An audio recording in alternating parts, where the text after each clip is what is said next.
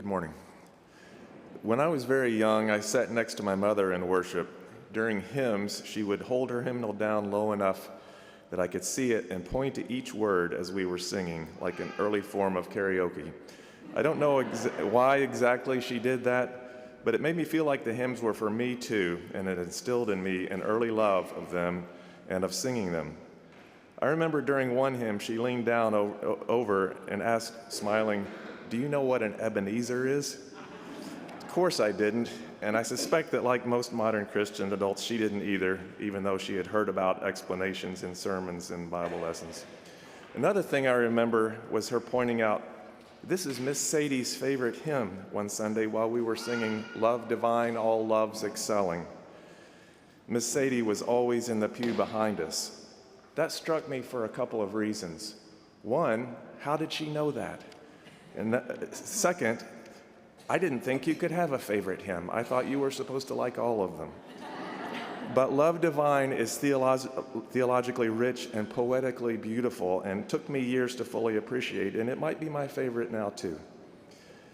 A few years ago, when Shelly and I were looking for a church home, and there were many things that were important to us, like a strong commitment to the community, but also among them were the choir and the role of music in worship.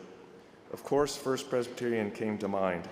You can't be involved in choral music or church music in Durham without knowing about Kathy Parkins. My specific requirement was a bass section with good singers who are a bit disruptive and irreverent at times, and funny, at least to themselves. Actually, all bass sections fit that latter requirement now that I think about it. One of my specific requirements was a new audience to hear Tim's corny jokes, as well as an awesome soprano section. Not long after we started attending here, we joined the choir with huge encouragement from Kathy and others. And we found it to be a wonderful, caring, supportive, faith-filled group. In the spring of 2024, we became members of the congregation. Our one regret of being in the choir during worship is that we're not sitting out with the rest of you. We do see you, though.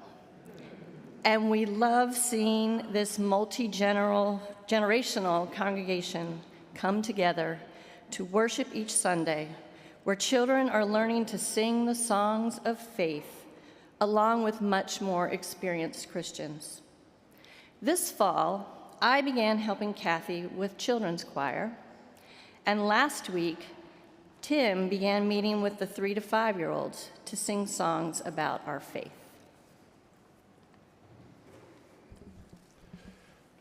Like learning about the musical expression of faith at an early age, we both also learned about the importance of giving back some of what we've received, including financially.